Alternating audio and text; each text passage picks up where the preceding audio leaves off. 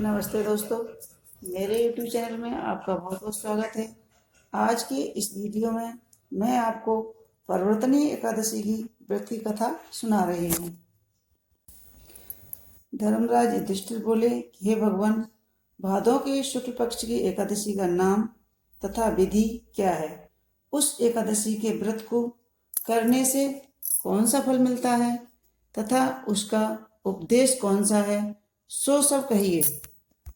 श्री कृष्ण भगवान बोले कि हे राजन, अब मैं अनेक पाप नष्ट करने वाली तथा अनंत में स्वर्ग देने वाली भादों की शुक्ल पक्ष की वामन नाम की एकादशी की कथा कहता हूँ।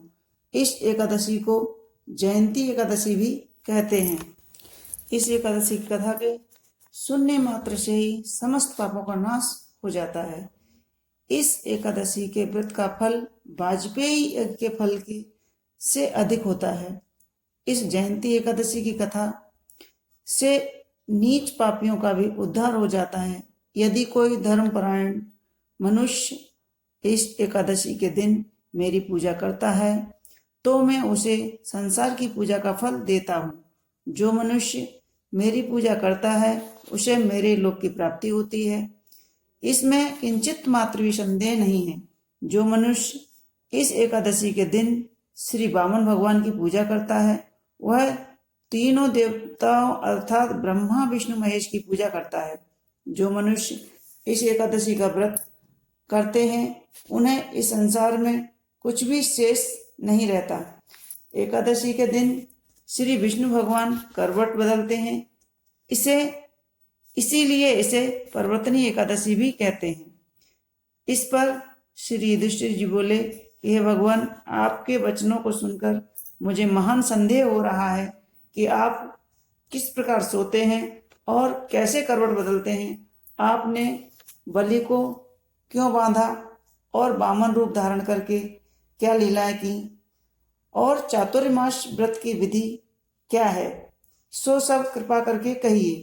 तथा आपके शयन करने पर मनुष्य का क्या कर्तव्य है, सो सब विस्तार पूर्वक कहिए। श्री कृष्ण भगवान बोले कि हे राजन, अब आप पापों को नाश करने वाली कथा को श्रवण करें।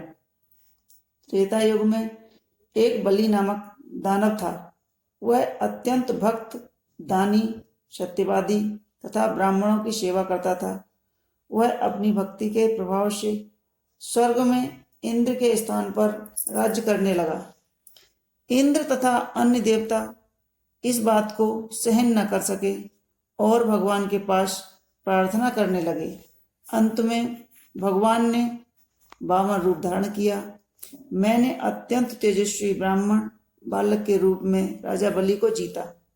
इस पर युधिष्ठिर बोले कि हे कृष्ण, आपने वामन रूप धारण करके बलि को किस प्रकार जीता, सो सब विस्तार से समझाइए।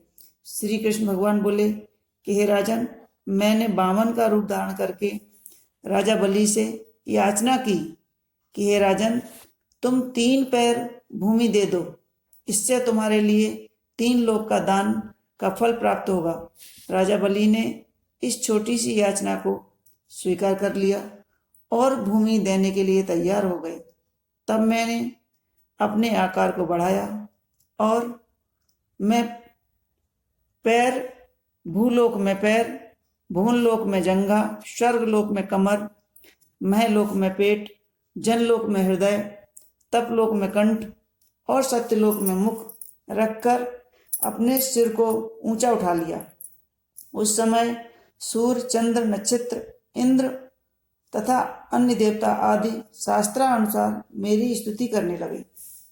उस पर राजा बलि को बड़ा पकड़ा और पूछा कि हे राजन, अब मैं तीसरा पैर कहाँ रखूं? इतना सुनकर राजा बलि ने अपना सिर नीचा कर दिया और उस पर मैंने अपना तीसरा पैर रख दिया और वह भक्त दानव पाताल को चला गया। जब मैंने उसे अत्यंत विनीत पाया तो मैंने उससे कहा कि हे बलि, मैं सदैव तुम्हारे पास ही रहूंगा। भादों के शुक्ल पक्ष की एकादशी को परिवर्तनी नामक एकादशी के दिन मेरी एक प्रतिमा राजा बलि के पास रहती है और एक क्षीर सागर में शेषनाग पर शयन करती है। इस एकादशी को विष्णु भगवान सोते हुए करवट बदलते हैं। इस दिन त्रिलोकी के नाथ श्री विष्णु भगवान की पूजा की जाती है। इसमें चावल और दही सहित रूपा का दान किया जाता है। इस दिन रात्रि को जागरण करना चाहिए। इस प्रकार व्रत करने से मनुष्य समस्त पापों से मुक्त होकर स्वर्गलोक को जाता है। जो इन पापों को नष्ट करने वाली कथा को सुनते हैं उन्हें अश्वमेध यज्ञ का फल मिलता है। तो दोस्तों, कैसी लगी आज की हमारी ये कथा? हमें कमेंट्स बॉक्स में जाकर जरूर लिखें। साथ ही साथ हमारी वीडियो को लाइक करें, शेयर करें और सब्सक्राइब करें। धन्यवाद।